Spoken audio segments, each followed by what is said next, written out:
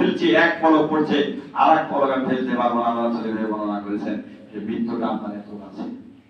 এই ব্যক্তির ভিতরে যদি আপনার এটা যদি থাকে, তাহলে এই ব্যক্তি কখনোই মায়ের সঙ্গে জেনা করার সমপরিমাণ সুদের 70 স্তর, এই স্তরের ভিতরে যা কিছু রয়েছে, আরো অনেক বর্ণনা রয়েছে। এই বর্ণনা করতে কমপক্ষে 3টা দোয়া লেগে যাবে। তাই আল্লাহ তাআলা বলেছেন, অত্র আয়াতে মহান আল্লাহ বলেন, আল্লাহ তাআলার নিকট যা পতিত হয় না, পক্ষান্তরে আল্লাহর সন্তোষী লাভের আশায় পবিত্র অন্তরে যারা দিয়ে থাকে, অতএব তারাই দ্বিগুণ লাভ করে। কি বলেন তো? ওই যে 10 টাকা আপনি কোটাতে দিয়েছিলেন, ওই যে 500 টাকা রাতের অন্ধকারে বক্সে দিয়েছিলেন, এটা আপনার আল্লাহ তাআলা রাতের অন্ধকারে আপনাকে দ্বিগুণ করেছে। কোন টাকা আপনার দ্বিগুণ করবে আল্লাহ তাআলা নিজেই জানে। মাবু খালি চেয়েছেন আল্লাহ আমাকে দাও, আল্লাহ আপনাকে চার সঙ্গে সঙ্গে দিয়ে দেবে। সুবহানাল্লাহ বলেন।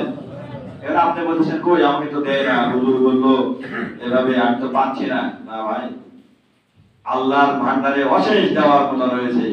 আপনার কাছে কিচ্ছু নাই, আমার কাছে কিচ্ছু নাই, কিন্তু আল্লাহর কাছে আছে না নাই? কিন্তু অনেকে শিকারই খায় না।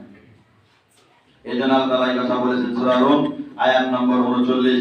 আল্লাহ তাআলা বলেন, যারা সুদ খায় তারা সেই ব্যক্তির ন্যায় দাঁড়ায় কিয়ামতের দিন, যাকে জিন শয়তান স্পর্শ করে এবং পাগল করে দেয়। নাউযুবিল্লাহ বলেন। কি করে?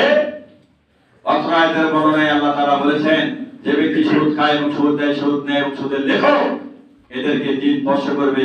স্পর্শ করার পরে এই জিনগুলো, মানুষগুলো পাগল হয়ে যাবে, উন্মাদ হয়ে যাবে। ওদের কোনো বোঝ জ্ঞান থাকবে না, ওরা পাগলের মতো ছোটাছুটি করে ঘোরাঘুরি করবে।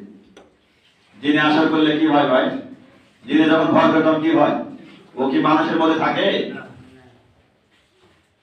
এটা কিন্তু আমরা অনেকেই জানি।